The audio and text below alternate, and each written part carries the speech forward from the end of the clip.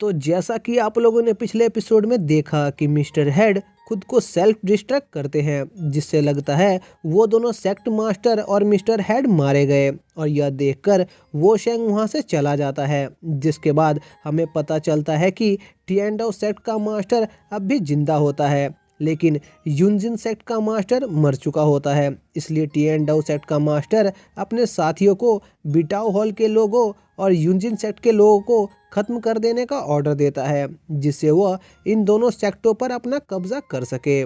दूसरी तरफ जिन शील्ड बनाकर टिएंडाओ सेक्ट के लोगों से बच रहा होता है, तभी उसका वो मोटा दोस्त कहता है मिस्टर हेड की जहाँ पर उस मास्टर से लड़ाई हो रही थी वहाँ पर इतनी शांति क्यों है। जिस पर जिन कहता है लगता है उन लोगों ने मिस्टर हेड को मार दिया है। जिसके बाद कहानी टिएंडाओ सेक्ट मास्टर पर जाती है, जहाँ पर उसका एक आदमी बताता है कि हमने यूनजिंग सेक्ट के सारे लोगों को मार दिया है। जिस पर टिएंडाओ सेक्ट का मास्टर काफ़ी खुश होता है, क्योंकि वो अब दोनों सेक्टों पर कब्जा करने के बहुत करीब आ गया होता है। जिसके बाद सीन वापस से जिन और उसके दोस्तों पर जाता है, जहां पर टिएंडाओ सेक्ट का आदमी अपने साथियों को ये खबर देता है कि उनके सेक्ट के मास्टर और लोगों ने मिलकर मिस्टर हेड और यूनजिन सेक्ट के मास्टर को मार दिया है। जिसके बाद टिएंडाओ सेक्ट का एक आदमी जिन और उसके दोस्तों को कहता है तुम लोग हार मान लो तो शायद हम लोग तुम्हें जिंदा छोड़ देंगे। जिन और उसके दोस्तों की हालत खराब होती है और उनके अंदर की स्पिरिट पावर भी खत्म हो गई होती है। और जिनको पता होता है कि अगर उसने ये शील्ड इन लोगों के सामने से हटा दी तब ये पक्का मारे जाएंगे। लेकिन तभी जिन उन सब से बिटाओ हॉल के एक सीक्रेट फॉर्मेशन को इस्तेमाल करने को कहता है, जिससे वो लोग वहाँ से भाग सके। जिसके बाद वो लोग मिलकर उस फॉर्मेशन को यूज़ करते हैं, जिससे बहुत तेज रोशनी क्रिएट होती है, जिससे वो बुरे लोगों को कुछ दिखाई नहीं देता है।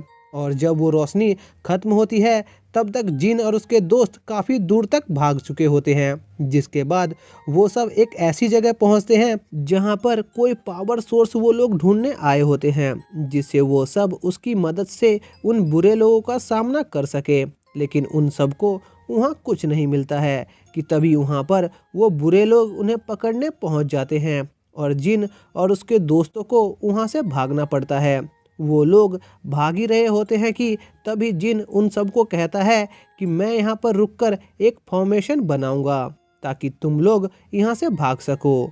जिसके बाद अपेक्स मास्टर उसको अकेले उन लोगों का सामना करने से मना करती है, लेकिन जिन नहीं मानता है और वो उन लोगों को वहाँ से जाने को कहता है। और अपेक्स मास्टर और मिस शू उसको खुद का ख्याल रखने को कहकर वहाँ से आगे बढ़ जाते हैं। जिसके बाद वो बुरे लोग वहाँ पर पहुँच जाते हैं और जिन पर हमला करते हैं, लेकिन जिन अपने जियोग्राफिकल टेक्निक फॉर्मेशन का यूज़ करके उन सबको मार देता है। उसके बाद जिनके दोस्तों का सीन दिखाते हैं जहाँ पर वो लोग छुपे हुए थे और तभी जिन वहाँ पर पहुँचता है और मिस शू उसे जिंदा देखकर काफ़ी खुश होती है। जिसके बाद अपेक्स मास्टर उससे बाहर के एरिया के बारे में पूछती है, जिस पर जिन बताता है कि टिएंडाओ सेक्ट के डिसाइपल यहाँ से जा चुके हैं, लेकिन उसे बिटाओ हॉल के बाकी के डिसाइपल नहीं मिले।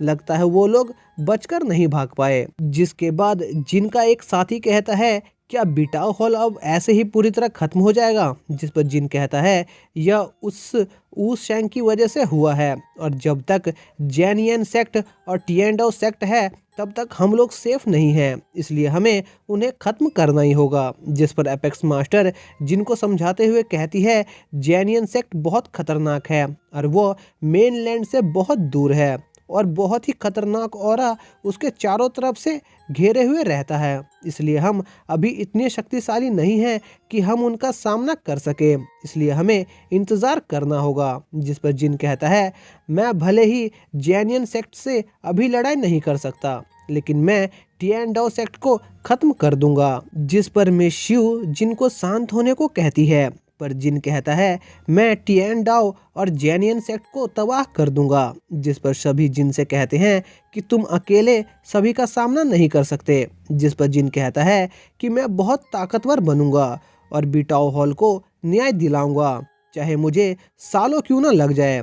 और वहाँ से वो जाने लगता है। जिस पर अपेक्स मास्टर उसे एक आर्टिफैक्ट देती है और कहती है कि अपना वादा याद रखना। जिस पर जिन कहता है कि मैं ज़रूर याद रखूंगा। इसके बाद हमें दिखाते हैं कि जिन वापस बिटाओ हॉल पर जाता है जो पूरी तरह तबाह हो गया था। यह देखकर जिन बहुत दुखी होता है और सोचता है कि अगर हमने थोड़ी और मेहनत की होती तो शायद हम ऐसा होने से रोक सकते थे। तभी जिन के पीछे से कोई आता है और कहता है कि तुम्हारे मरने का समय आ गया है। जिस पर जिन उस आदमी पर हमला करता है पर वो आदमी उस हमले को रोक देता है। फिर हमें दिखाते हैं कि वो आदमी कोई और नहीं सेकंड सीनियर होते हैं जो जिन के पीछे पीछे आ गए होते हैं। जिस पर जिन उनसे पूछता है कि आप यहाँ क्या कर रहे हो और वो ओल्ड मास्टर कहाँ पर है। जिस पर सेकंड सीनियर जिनको बताते हैं कि ओल्ड मास्टर अभी वैक्सिंग पीक पर रिकवर हो रहे हैं और फर्स्ट सीनियर उनको प्रोटेक्ट कर रहे हैं और उन्होंने मुझे यहाँ तुम्हें कुछ बताने को भेजा है। फिर वो जिनको बताते हैं कि मास्टर ने कहा है कि तुम किसी को ये मत बताना कि तुम ओल्ड मास्टर के स्टूडेंट हो। अगर किसी को यह पता चल गया तो तुम्हारी जान को खतरा होगा। और दूसरी बात पर सेकंड सीनियर जिनको कहते हैं कि अगर तुम जैनियन सेक्ट को हराना चाहते हो तो तुम्हें और ताकतवर होना पड़ेगा क्योंकि जैनियन सेक्ट के सभी लोग हेवन ह्यूमन लेवल के जितने ताकतवर हैं। जिस पर जिन सेकंड सीनियर से कहता है कि वो शेंग कितना ताकतवर है। जिस पर सेकंड सीनियर जिनको कहते हैं कि बॉक्स मिलने से पहले वो हेवन ह्यूमन लेवल पर था पर वो अब और भी ज़्यादा शक्तिशाली हो गया होगा। जिस पर जिन कहता है कि क्या हेवन ह्यूमन लेवल से भी ऊपर कोई लेवल होता है। जिस पर सेकंड सीनियर कहते हैं कि तुम यहाँ से बाहर निकलकर सब जान जाओगे। तभी सेकंड सीनियर ओल्ड मास्टर की एक होलोग्राम शो करता है जो जिनको एक सीक्रेट टेक्निक के बारे में बताते हैं पर वो उसे ढंग से नहीं सुनता। जिस पर ओल्ड मास्टर जिनको खूब डांटते हैं। इसके बाद सेकंड सीनियर जिनसे कहते हैं कि वो अब डीमोन केव में और नहीं छिप सकते और उन्हें नई जगह ढूंढनी पड़ेगी और वो जिनको भी संभल कर रहने को कहते हैं। इसके बाद जिनको ओल्ड मास्टर के होलोग्राम से एक स्क्रोल मिलता है। इसके बाद जिन उसे टेक्निक को सीखने के लिए अपने सफ़र पर निकल जाता है। जिसके बाद दिखाते हैं जिन फीलोंग माउंटेन पर अपनी सीक्रेट टेक्निक का ट्रेनिंग कर रहा होता है जो कि अपने आसपास की चीज़ों से एनर्जी अब्जॉर्ब करने की टेक्निक होती है और वो इस टेक्निक का यूज़ करके फीलोंग माउंटेन की शक्ति को अब्जॉर्ब करने की कोशिश करता है। जिस पर फीलोंग माउंटेन की शक्ति एक स्पिरिट ड्रैगन का रूप ले लेती है। जिसके बाद जिन स्पिरिट ड्रैगन की शक्ति को अब्जॉर्ब करने की कोशिश करता है। जिस पर वो स्पिरिट ड्रैगन वहाँ से भागने की कोशिश करता है पर जिन स्पिरिट ड्रैगन को एक एनर्जी बैरियर बनाकर भागने से रोक देता है और वहाँ से वो भागने में नाकामयाब होने पर वो स्पिरिट ड्रैगन अपनी सारी एनर्जी का इस्तेमाल करके जिन पर हमला करता है। जिस पर जिन उस स्पिरिट ड्रैगन की यूज़ की गई सारी एनर्जी को अब्जॉर्ब करने की कोशिश करता है पर स्पिरिट ड्रैगन की शक्ति बहुत ज़्यादा होती है जिस वजह से जिनको इतनी सारी एनर्जी अब्जॉर्ब करने में दिक्कत आ रही होती है। तभी हमें दिखाते हैं कि मिस शिव और उसके साथी उसे ऑरा को देखकर वहाँ पर आ जाते हैं और वो लोग जिनको उस ड्रैगन की एनर्जी अब्जॉर्ब करते देखते हैं। फिर हम जिनको देखते हैं जो काफ़ी दर्द सहने के बाद स्पिरिट ड्रैगन की सारी एनर्जी अब्जॉर्ब कर लेता है और मोरो वॉशिंग लेवल के 9 टायर पर पहुंच जाता है। यह देखकर जिनके वो सभी साथी बहुत शॉक हो जाते हैं। तभी जिन आसमान से गिर जाता है जिस पर मिस शिव जिनको सहारा देती है। जिसके बाद वो सभी डिस्ट्रॉय बीटाओ हॉल पर वापस जाते हैं और वहां पर पहुंचकर मिस शिव जिन से पूछती है कि अब तुम आगे क्या करोगे। जिस पर जिन कहता है कि मैं उन सभी सेक्ट से अपना बदला लूँगा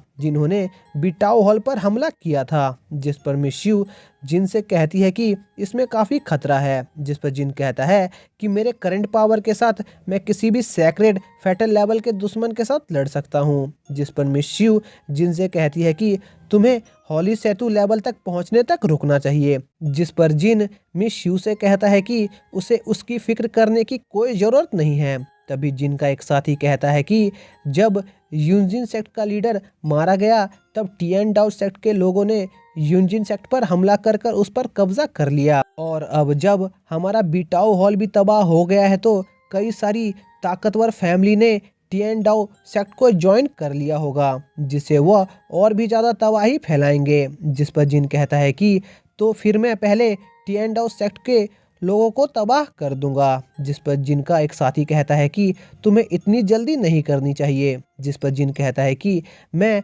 टिएन डाओ सेक्ट में जासूसी करूंगा और ताकतवर साथी ढूंढूंगा जो हमें टिएन डाओ सेक्ट को तबाह करने में मदद करेंगे और हम उन पर अंदर और बाहर दोनों जगह से हमला करेंगे।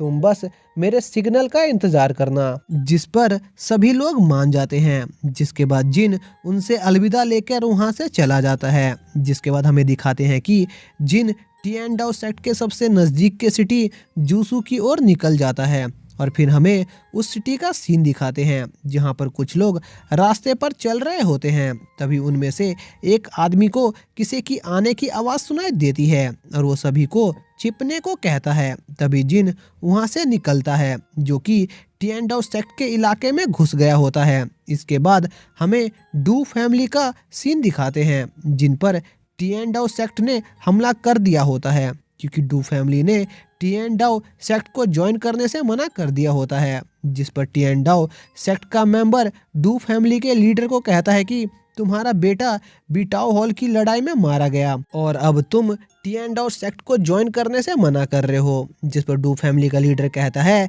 कि मुझे अपने बेटे पर गर्व था और मेरी डू फैमिली कभी उस गंदे टिएन डाओ सेक्ट को ज्वाइन नहीं करेगी। इसके बाद उन दोनों ग्रुप में लड़ाई स्टार्ट हो जाती है जिसमें टिएन डाओ सेक्ट का मेंबर डू फैमिली के लीडर को बड़े आराम से हरा देता है और फिर डू फैमिली के बाकी मेंबर भी हार जाते हैं। इसके बाद टिएन डाओ सेक्ट के लोग डू फैमिली के मेंबर को मारने के लिए उनकी तरफ आगे बढ़ते हैं और जहां पर यह एपिसोड यहीं पर एंड हो जाता है।